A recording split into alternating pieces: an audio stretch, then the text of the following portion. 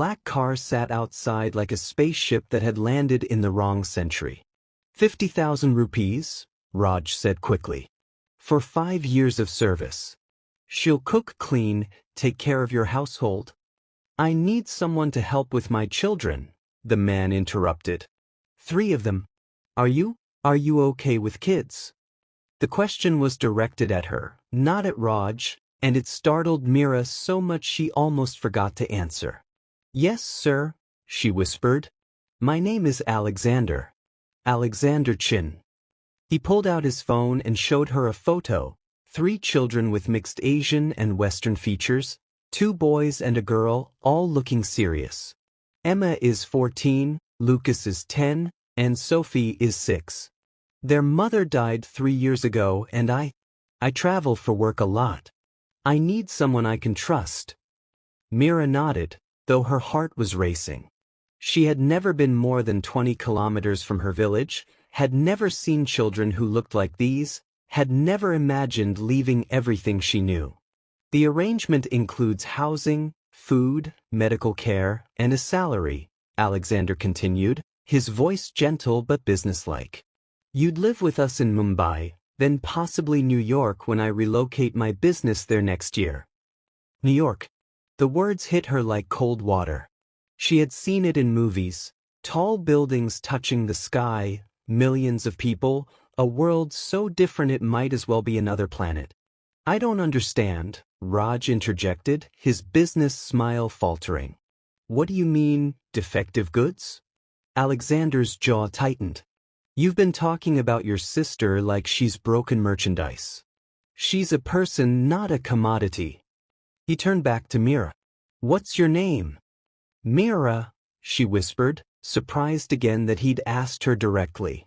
Meera. He repeated it carefully, getting the pronunciation right. Do you want this job?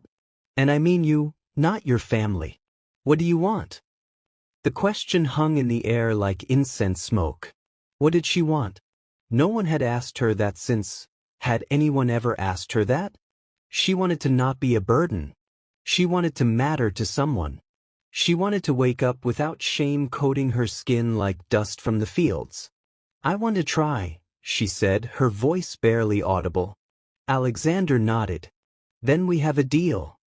He pulled out a leather wallet and counted out bills, more money than Meera had ever seen at once. But not 5 years. 1 year, with the option to extend if both parties agree. And she gets a phone to call home whenever she wants. Raj's eyes widened at the money, but he was shrewd enough not to argue with such a generous buyer. Of course, sir. Very reasonable. I'll have my lawyer draw up proper employment papers, Alexander said. She's not being sold, she's being hired. There's a difference. 3 hours later, Meera sat in the back of the black car with a small bag containing everything she owned. The leather seats were softer than her bed had ever been, and the air conditioning made her shiver despite the heat outside. Alexander sat across from her, typing on his phone, occasionally glancing up to make sure she was okay. Are you hungry? He asked as they entered Mumbai's chaos of traffic and honking horns. We can stop for food. I'm fine, sir. Alexander, he corrected gently. And if you're not comfortable with that, Mr. Chin is fine too. But not sir. That makes me feel ancient. Despite everything, Meera almost smiled. How old are you, sir, Mr. Chin? 35. Ancient in tech years. This time he did smile, and it transformed his whole face. And you? 22. Practically a baby. He was quiet for a moment, then asked, Are you scared? The honesty in his voice made her chest tight. Terrified. Good. That means you're brave. Only brave people admit when they're scared. The car pulled through gates into a driveway that could fit Myra's entire village house.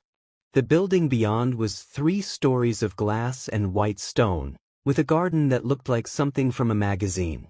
Myra's reflection in the window showed her wide eyes and the faded salwar kameez that had been her best outfit this morning but now seemed shabby beyond repair. The kids don't know you're coming, Alexander said as they stopped.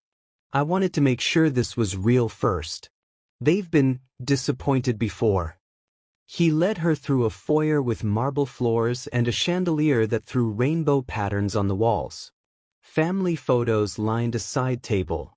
Alexander with a beautiful woman who must have been his wife, the 3 children at various ages, vacation pictures of a family that had once been whole. Mom! A girl appeared at the top of a curved staircase, all long limbs and sharp angles, her mixed heritage visible in her angular features and straight black hair. This had to be Emma. She looked older than 14, the way kids do when they've had to grow up too fast. It's Dad, Alexander called back. Come down, please. There's someone I'd like you to meet. Emma descended slowly, followed by 2 boys. Lucas, the middle child, had his father's serious expression and wire-rimmed glasses. Sophie, the youngest, clutched a stuffed rabbit and stayed close to her big sister. Kids, this is Mira. She's going to be helping us around the house. Another nanny? Emma's voice was flat. How long is this one staying? The word stung, but Mira understood. These children had been abandoned too, in their own way. Death was just another kind of leaving.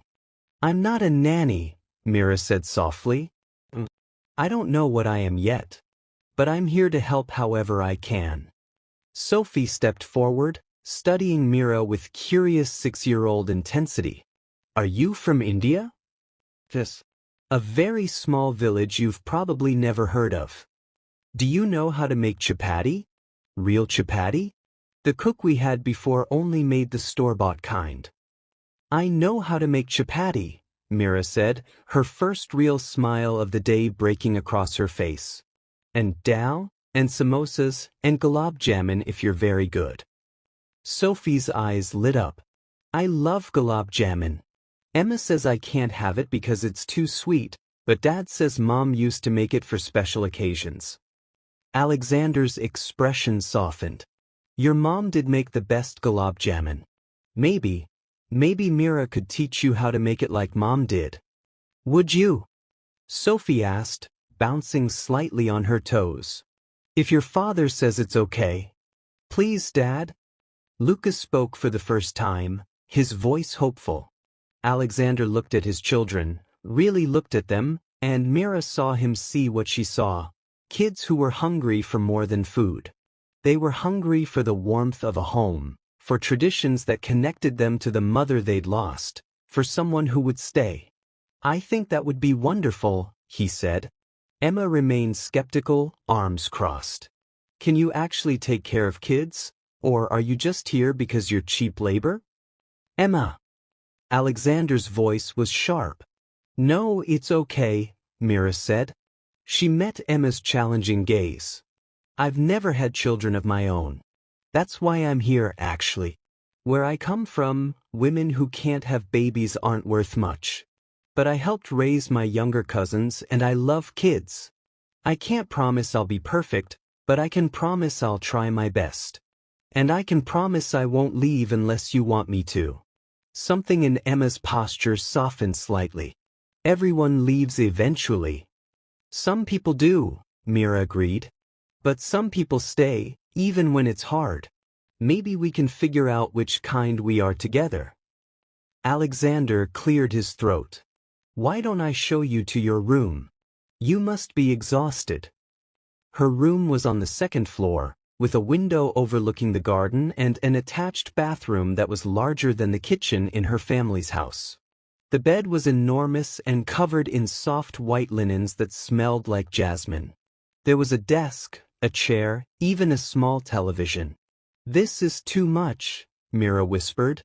It's what you deserve, Alexander said firmly. There are clothes in the closet. I had my assistant guess your size. If they don't fit, we'll get others. And there's this. He handed her a smartphone in a protective case. My number is already programmed in, plus numbers for emergencies, the kids' schools, everything you might need. The Wi-Fi password is written down on the desk. Mira turned the phone over in her hands. She had seen people use them in the market town, but had never owned one herself. I don't know how. The kids can teach you. They're digital natives. And Mira, he paused at the door. What I said in that room today, about you not being defective goods. I meant it. Whatever brought you to us, I'm glad you're here. The kids need someone who understands loss, who knows what it feels like to be judged for things beyond your control. After he left, Mira sat on the edge of the bed and tried to process the day. This morning she had been a failure, a burden, a woman with no future. Tonight she was, what? An employee? A temporary fixture? Something more? A soft knock interrupted her thoughts. Sophie peered around the door, still clutching her rabbit. Are you really going to stay? The little girl asked. For a while, yes. Sophie nodded solemnly. Emma says not to get attached because adults always leave. But I think you're different. What makes you think that? You have sad eyes like us. Sad people understand each other. Out of the mouths of babes. Mira patted the bed, and Sophie climbed up to sit beside her. What was your mom like? Mira asked. Sophie's face lit up. Beautiful. She smelled like flowers and she made up songs when she cooked. Dad hasn't cooked since she died, just ordered food or hired people. But the people always left. Why do you think they left? Emma says it's because we're too much work. Lucas thinks it's because Dad pays them too much and they get better jobs. I think it's because they weren't supposed to be our family. And what about me? Do you think I'm supposed to be your family? Sophie studied her with those wise 6-year-old eyes. Maybe. You're the first one who asked about Mom instead of just trying to replace her. That night, as Mira lay in the softest bed she'd ever experienced, listening to the unfamiliar sounds of a rich neighborhood settling into sleep, she thought about Sophie's words. Supposed to be family. She had never thought of family as something you could choose, something that could grow beyond blood and marriage certificates and social expectations. But maybe, in this house full of beautiful, broken people, she could learn what family really meant. Maybe she could learn what she was really worth. Outside her window, Mumbai glittered like scattered stars, and for the first time in years, Mira fell asleep without shame. Mira woke at 5:30, her body trained by years of farm life to rise before the sun. For a moment, she forgot where she was. The mattress was too soft, the air too clean, the silence too complete. Then memory crashed back, and she sat up in the unfamiliar luxury of Egyptian cotton sheets, wondering if yesterday had been an elaborate dream. The house was still asleep. She padded to the window and watched Mumbai wake up in layers. First the street sweepers, then the milk vendors, then the gradual increase of traffic as the city stretched and yawned. It was nothing like her village, where dawn meant roosters and the immediate press of chores. By 6:30, she had showered, the water pressure alone was a revelation, dressed in one of the simple kurtas Alexander's assistant had purchased, and made her way to the kitchen. If she was going to earn her place here, she would start the way she knew best. The kitchen was a marvel of marble and steel, bigger than her family's entire living space. It took her 20 minutes just to figure out where everything was stored. The refrigerator was enormous, stocked with more food than she'd seen outside a market. She found flour, yogurt, oil, spices, some familiar, others exotic, and began to work. By 7, the scent of fresh chapati and brewing chai filled the air. She had also prepared a luparatha, finding potatoes and fresh herbs in the well-stocked pantry. The familiarity of cooking settled her nerves, her hands remembering rhythms older than her anxiety. Is something burning? She turned to find Lucas in the doorway, his hair sticking up at odd angles, glasses slightly crooked from sleep. He looked younger than his 10 years in dinosaur pajamas. Just toasting spices, Mira said, stirring the cumin and coriander seeds in the dry pan. Good morning, Lucas. You're cooking. He stated it like a scientific observation. I am. Are you hungry? He nodded, then seemed to remember his manners. Yes, please. But Emma usually makes cereal for everyone. Emma cooks for you? Since the last housekeeper left 3 months ago.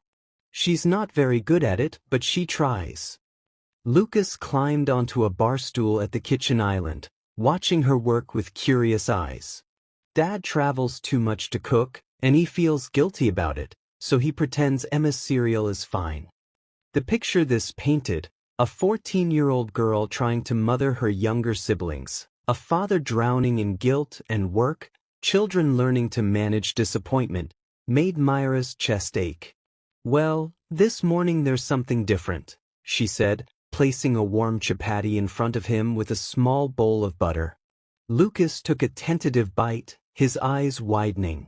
This is really good. Like restaurant good. Better than restaurant, Myra said, unable to hide her smile. This is grandmother good. My nanny taught me when I was your age. What's a nanny? Grandmother. Mother's mother. Oh, like Nana. Lucas took another bite, then asked quietly, Do you miss her? Your nanny? Every day. But especially when I cook. She used to say that food is how we love people when words aren't enough. Lucas nodded seriously. Mom used to say cooking was like magic. Taking separate things and making them into something better together.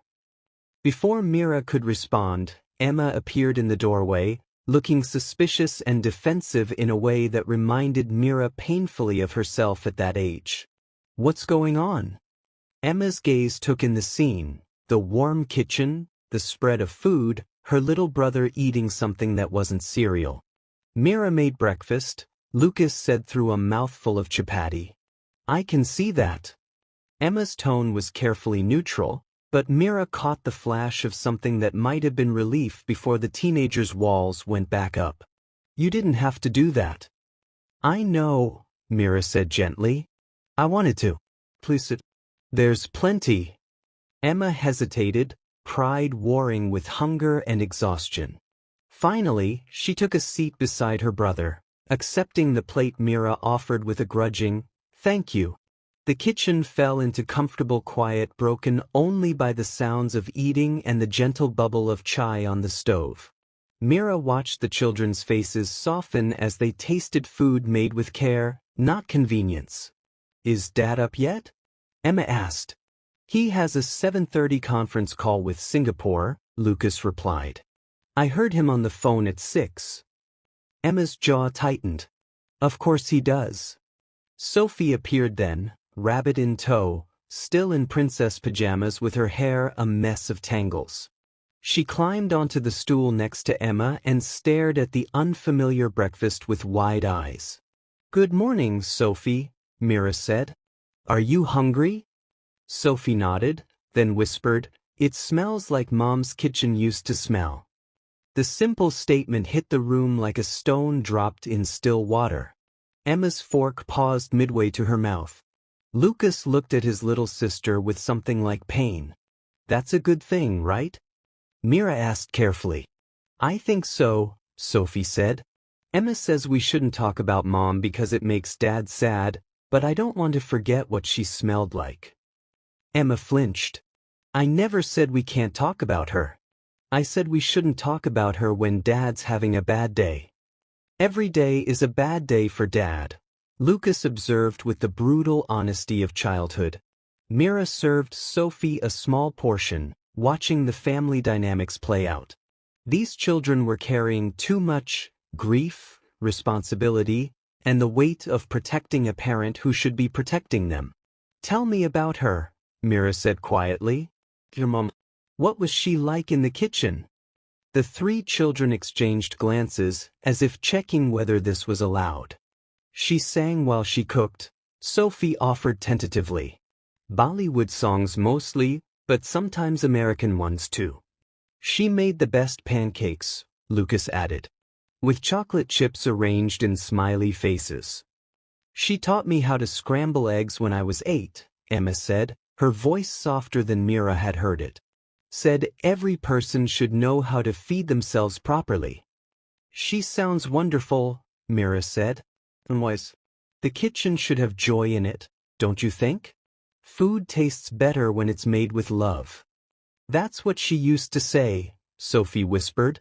Alexander's voice carried from upstairs, urgent, businesslike, the tone of someone fighting fires across time zones. Emma's expression shuddered again. "He'll want coffee and toast," she said, starting to stand. "I'll make it," Mira said. "Finish your breakfast." "You don't have to." "Emma." Myra's voice was gentle but firm. "You don't have to take care of everyone all the time. That's what I'm here for." For a moment, Emma looked like she might argue. Then her shoulders sagged slightly, and she sank back onto the stool. "He likes it black. 2 slices barely toasted." Mira prepared the coffee and toast, arranging them on a tray with a small bowl of the mixed fruit she'd found in the refrigerator. When she knocked on Alexander's office door, his harried voice called, "Just leave it outside, Emma. I'll grab it when I can." "It's Mira," she said softly. The door opened immediately. Alexander looked rumpled and tired, his hair mussed from running his hands through it, his shirt wrinkled from yesterday. Behind him, she could see multiple computer screens and scattered papers. "I'm sorry," he said, taking the tray. "I didn't realize you'd be up so early." "You don't need to." "The children are eating breakfast," she interrupted gently. "Real breakfast. They were hungry." Something in her tone made him stop and really look at her. "Are they okay?" "They're fine." "But Alexander?" She used his first name deliberately, the way she might have spoken to her own brother if he'd been drowning. "Emma has been trying to take care of everyone. She's 14. He closed his eyes briefly. "I know. This deal in Singapore is complicated, and the time difference means I'm always—" He stopped, exhaled. "That's not an excuse." "It's not about excuses," Mira said. "It's about letting someone help. That's why I'm here, remember?"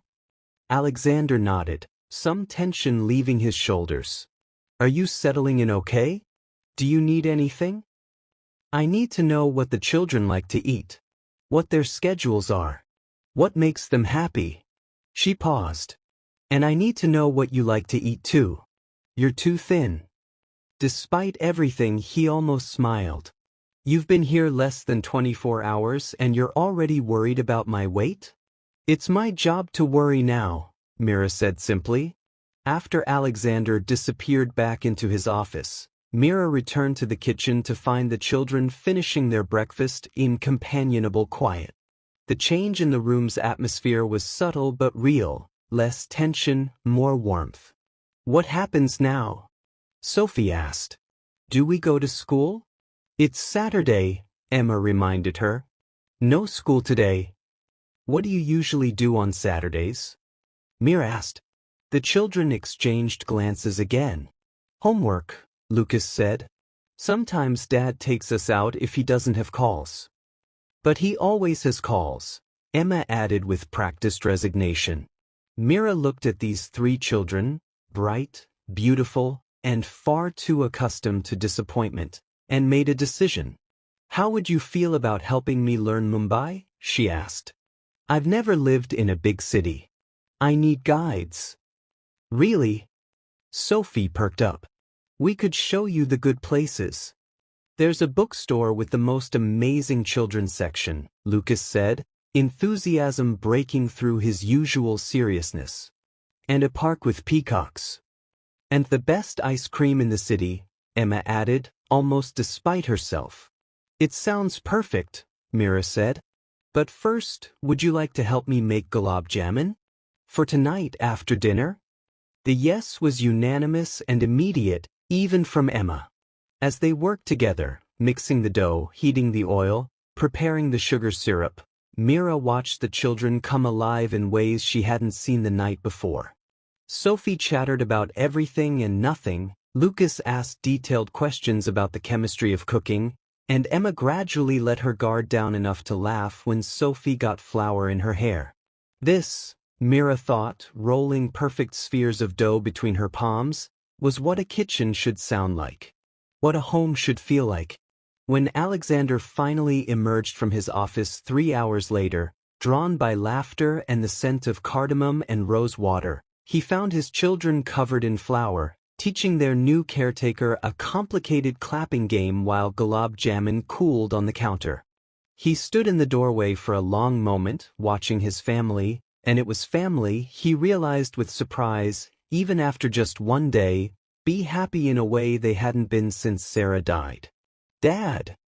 Sophie spotted him first. "We made dessert. And Mira taught us how to make the syrup just like Mom's recipe. She found it in one of Mom's cookbooks," Emma explained, her voice soft with something like wonder. Alexander looked at Mira, who was wiping flour from her hands with a dish towel, her face flushed with warmth and exertion and something that looked like contentment. "Thank you," he said, and the words carried more weight than gratitude for breakfast or candy-making lessons. "We were just getting started," Mira replied, and somehow Alexander knew she wasn't just talking about the cooking. Grace's hands trembled as she pushed open the door to room 247 at the Mile 2 Medical Center. What she saw inside would shatter everything she thought she knew about her 8-year marriage. There, lying unconscious in a hospital bed, was a woman who looked exactly like the photograph Marcus kept hidden in his old briefcase. The woman he claimed had died years ago. "Linda," Grace whispered, her voice barely audible over the steady beep of life support machines.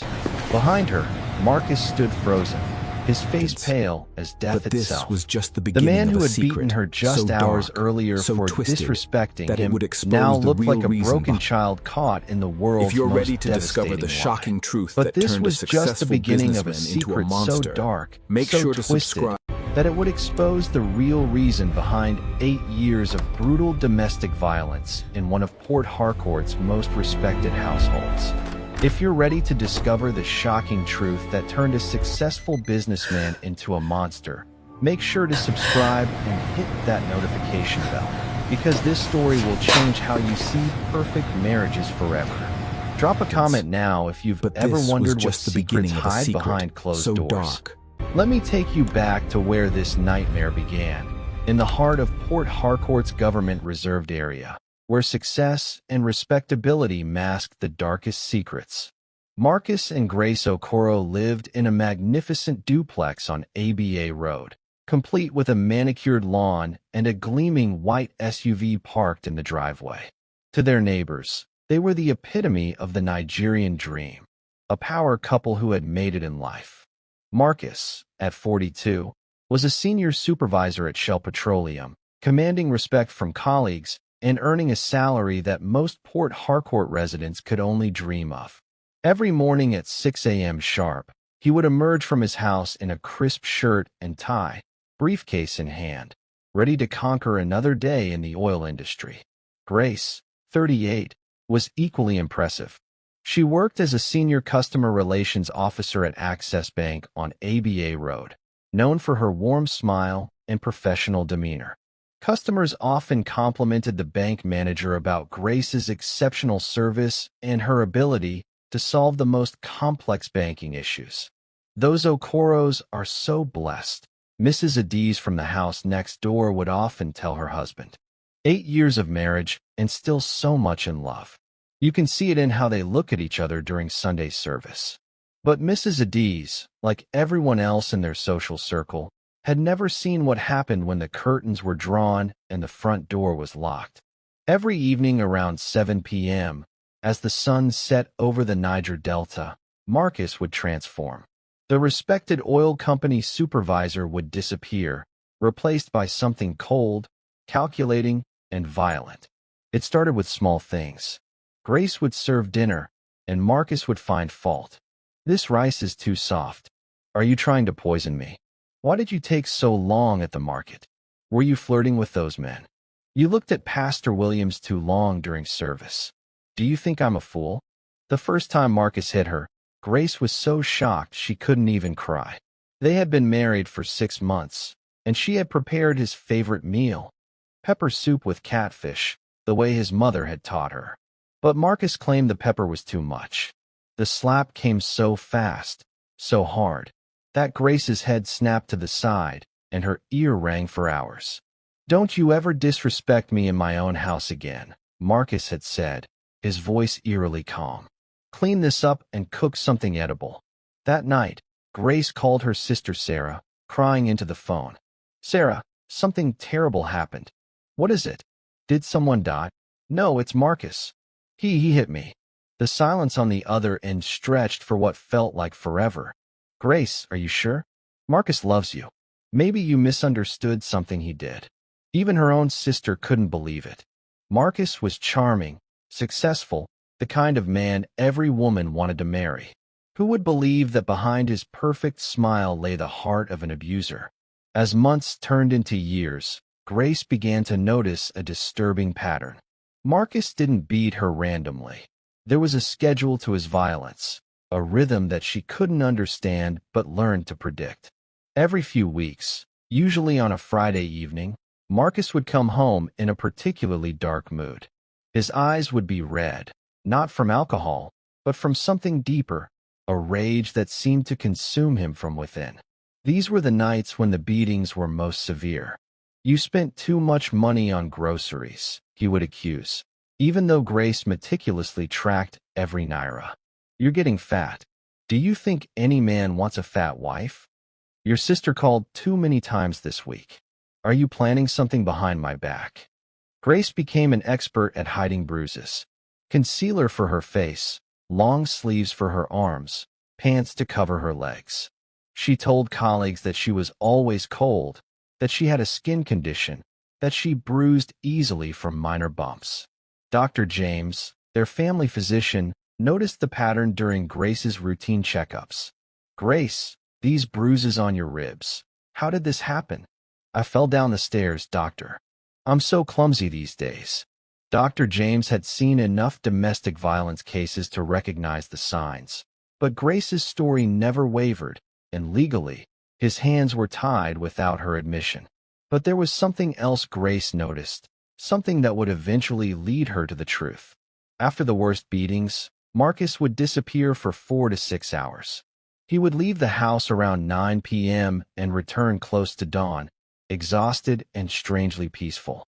When Grace asked where he went, he would claim he was driving around to cool off, or visiting his friend Emeka. But Grace knew Emeka. She had called him once during one of these mysterious absences, and Emeka swore he hadn't seen Marcus in weeks. The night that changed everything started like any other Friday from hell. Marcus arrived home at 6:30 p.m., earlier than usual, and Grace immediately knew something was wrong. His face was ashen, his hands shaking slightly as he loosened his tie. "Where's the money?" he demanded without even greeting her. "What money, Marcus? Don't play games with me. The money from my savings account. 500,000 naira is missing." Grace's heart sank. She had no idea what he was talking about, but she had learned that explaining herself during these moods only made things worse. "Marcus, I haven't touched your account. I don't even have access to it." The beating that followed was the worst in their 8-year marriage. Marcus used his belt, his fists, and finally kicked her with his work boots when she curled up on the floor, trying to protect herself. "You lying witch. You think you can steal from me and I won't notice? I trusted you." Each word was punctuated with another blow. Grace felt something crack in her ribs, and warm blood trickled from her nose onto the marble floor of their beautiful living room. When Marcus finally stopped, breathing heavily from exertion, he grabbed his keys and stormed out, slamming the door so hard that their wedding photo fell from the wall and shattered on the floor. Grace lay there for what felt like hours, unable to move, staring at their smiling faces in the broken glass. Using the wall for support, Grace managed to drag herself to their bedroom. She needed to treat her wounds, but first, she needed to understand what Marcus was talking about. 500,000 naira was no small amount. If money was really missing, maybe someone had hacked his account, or there had been a banking error. As she passed their wardrobe, Marcus's work jacket had fallen to the floor during his earlier rampage.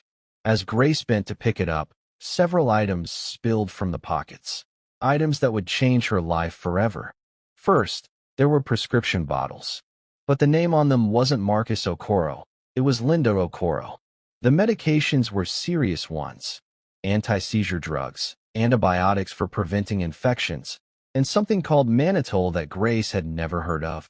But it was the second item that made Grace's blood run cold. A hospital appointment card for the Mile 2 Medical Center, scheduled for that very evening at 10 p.m.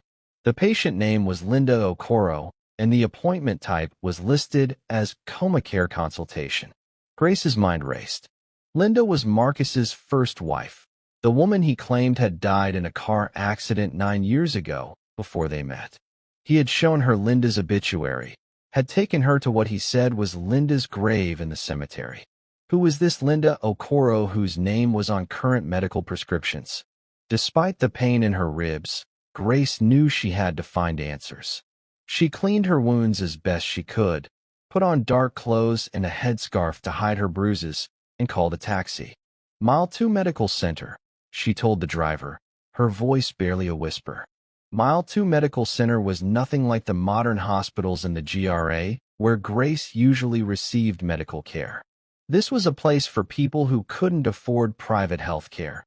Dimly lit corridors, overcrowded waiting areas, and the persistent smell of disinfectant mixed with desperation. Grace positioned herself in the parking lot where she could see the main entrance. At 9:47 p.m., Marcus's white SUV pulled into the lot. Grace watched as her husband, the same man who had beaten her senseless just hours earlier, stepped out carrying a bag of what looked like homemade food and fresh flowers. She followed at a distance as Marcus walked through corridors like he had been there 1,000 times before. Nurses nodded at him in recognition. One elderly nurse even smiled and said, "Good evening, Mr. Marcus. She's been asking for you." Asking for him. Grace's heart pounded as she realized that whoever this Linda was, she was very much alive. Marcus stopped at room 247. Through the small window in the door, Grace could see him pull a chair beside a hospital bed and begin talking to someone lying there. Gathering all her courage, Grace pushed the door open slightly and slipped inside. What she saw destroyed every assumption she had ever made about her marriage, her husband, and her life. In the bed lay a woman about her age, thin and pale, with tubes and wires connected to various machines. Despite her condition, Grace could see that this woman had once been beautiful, the same woman whose photograph Marcus kept hidden in his briefcase. This was Linda Okoro, Marcus's first wife, and she was very much alive. "Linda, I'm so sorry," Marcus was saying, tears streaming down his face. "I did it again tonight. I hurt Grace again, and I don't know how to stop myself." Grace stood frozen as she listened to her husband's confession to his unconscious first wife. "The doctors said your brain activity is increasing. Maybe you can hear me now. I need you to know that everything I've done, every terrible thing, it's because I can't forgive myself for what I did to you."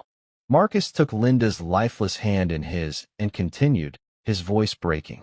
8 years, Linda. 8 years you've been in this coma. Because I was drunk that night.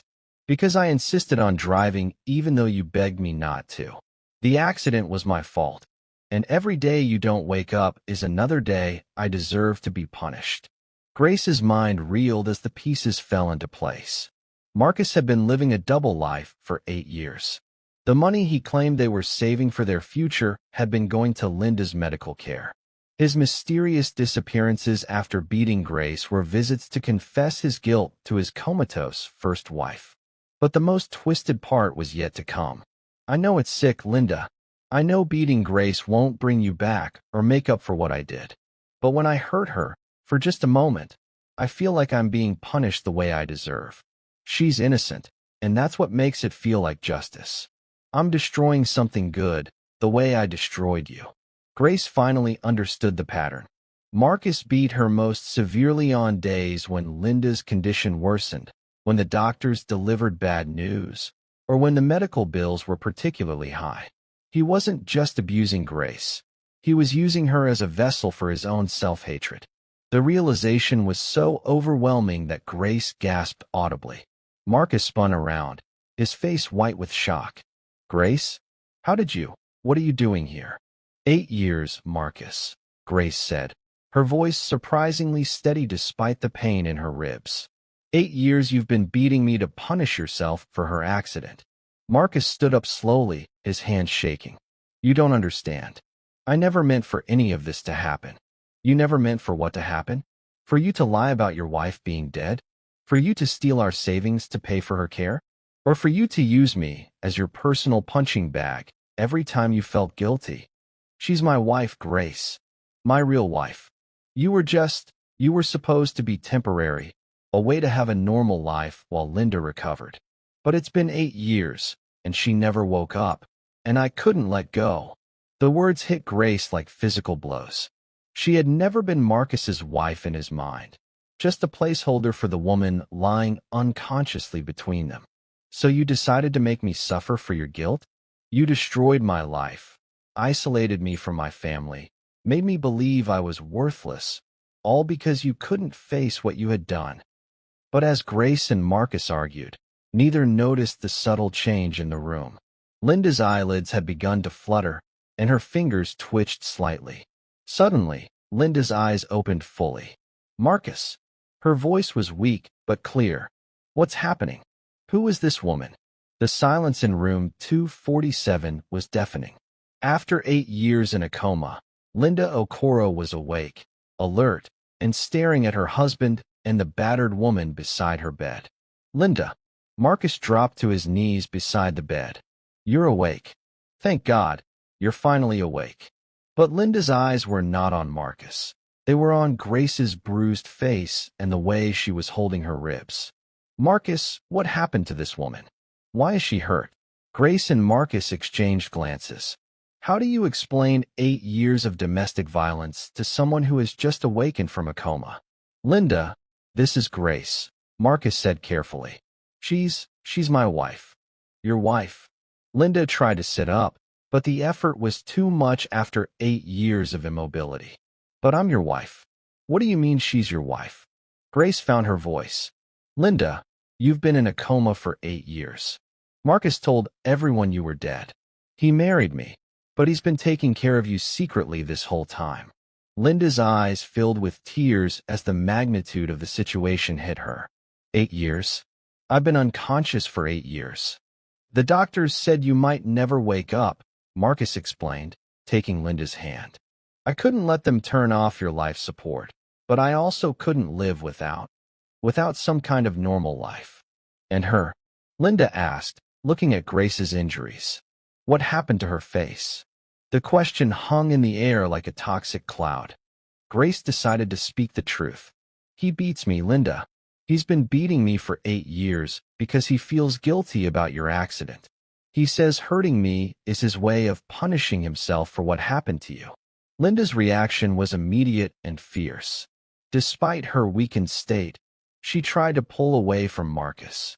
You've been hurting an innocent woman because of guilt over my accident? Marcus, how could you? Linda, you don't understand. I understand perfectly. Linda's voice grew stronger with anger.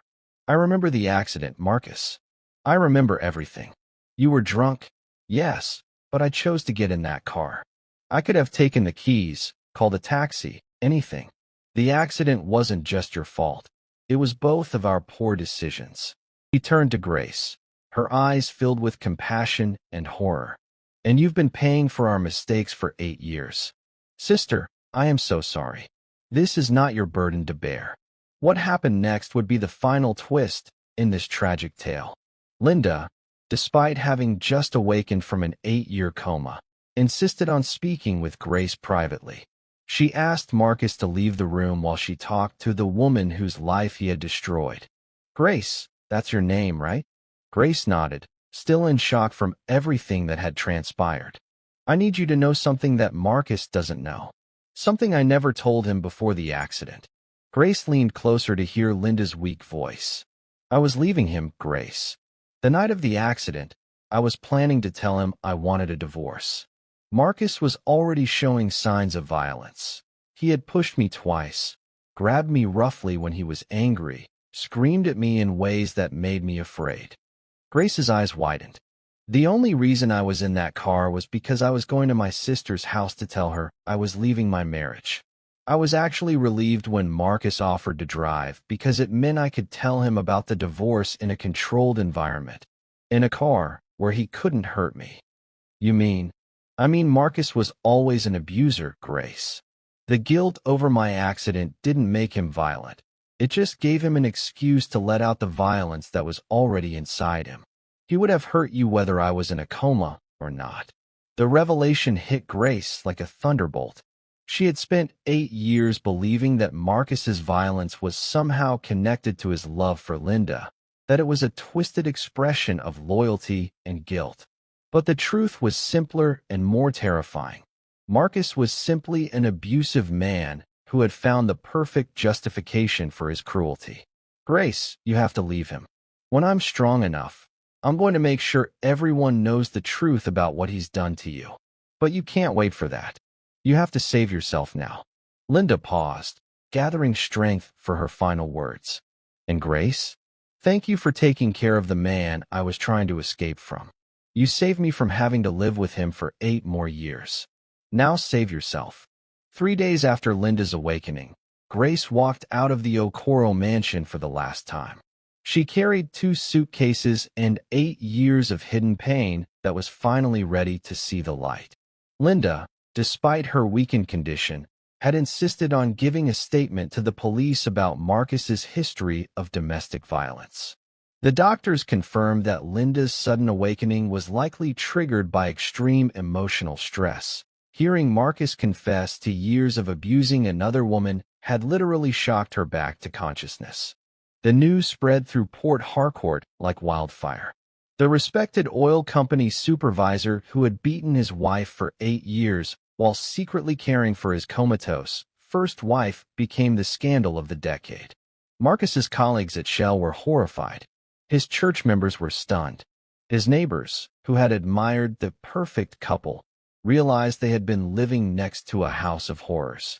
Mrs. Adiz, the neighbor who had always praised the Okoro's marriage, later told reporters, "We heard shouting sometimes, but we thought they were just having normal marital disagreements.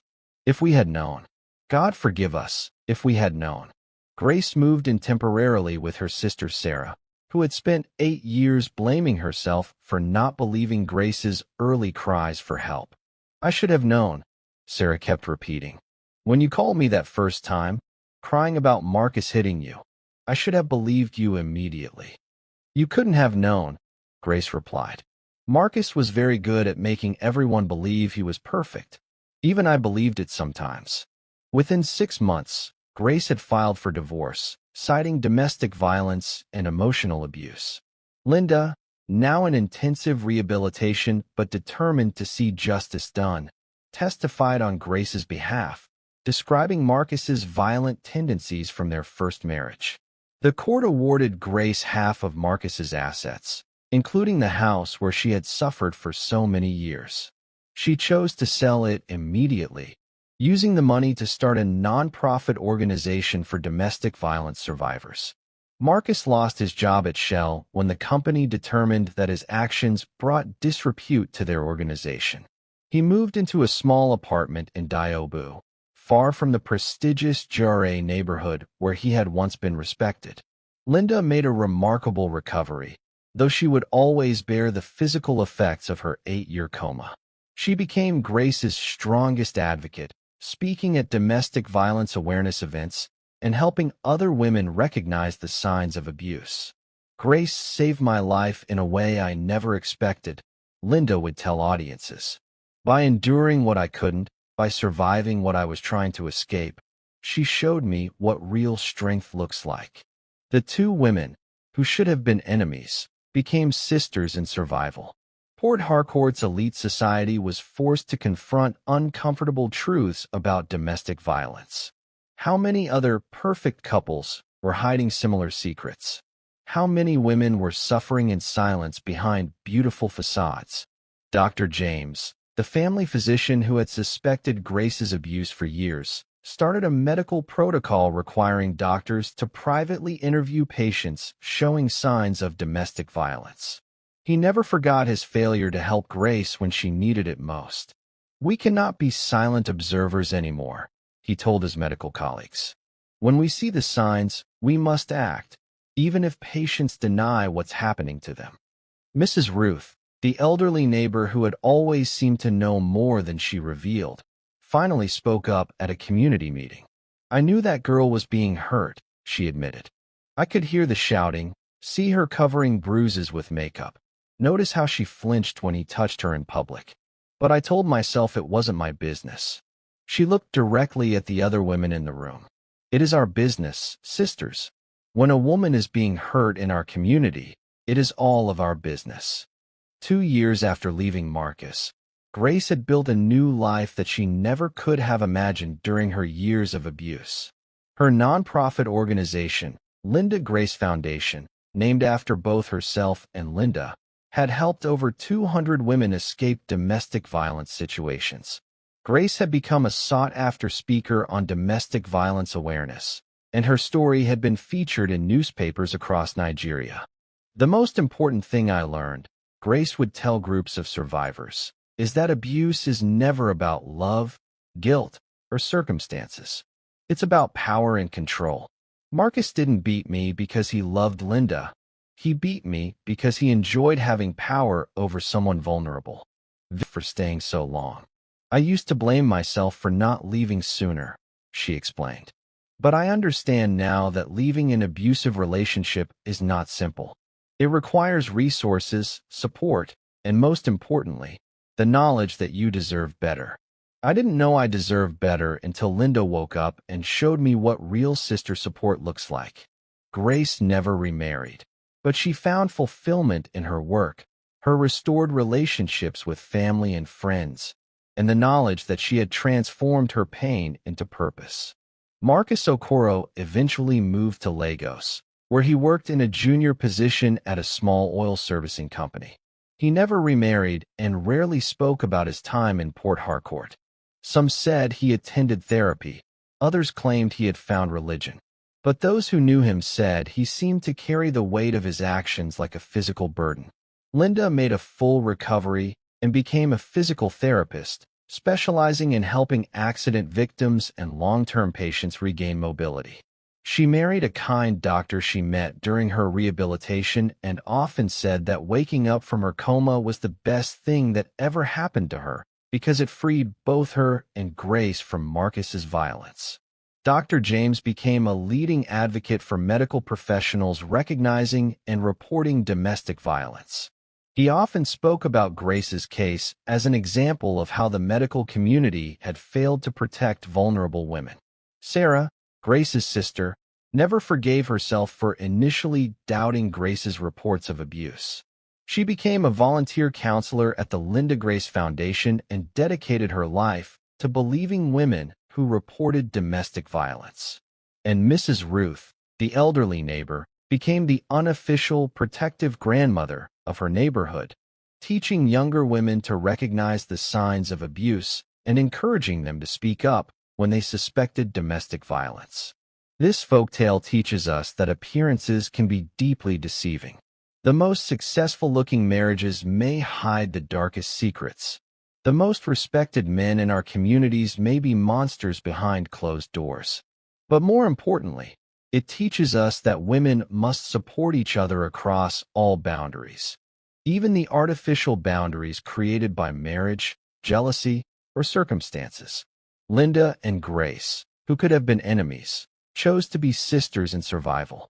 It shows us that domestic violence is never about love, passion, or even guilt.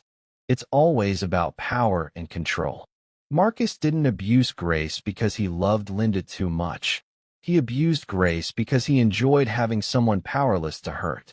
The story reminds us that healing is possible, that survivors can transform their pain into purpose, and that communities have a responsibility to protect their vulnerable members. And perhaps most importantly, it teaches us that truth always finds a way to surface, no matter how deeply it's buried or how perfectly it's hidden. Sometimes that truth comes from the most unexpected places, like the awakening of a woman who had been silent for 8 years but finally found her voice to save another woman's life. If this story touched your heart, if it opened your eyes to the reality of domestic violence in our communities, then please subscribe to this channel and hit that notification bell. Share this story with someone who needs to hear it. Drop a comment below and let us know. Have you ever suspected domestic violence in your community? What did you do about it? How can we better support survivors of abuse? Remember, domestic violence thrives in silence and isolation. When we tell these stories, when we support survivors, when we refuse to look away from uncomfortable truths, we help break the cycle of abuse. Like this video if you believe every woman deserves to live free from violence, and comment, "I believe survivors," to show your support for women finding the courage to tell their truth. Your engagement helps these important stories reach more people who need to hear them. Together, we can build communities where no woman has to suffer in silence, and where perfect facades can never hide imperfect truths. Until next time, remember, the most beautiful houses sometimes hold the ugliest secrets, but truth and sisterhood can set us all free. Subscribe now for more powerful folktales that expose hidden truths and celebrate the strength of survivors.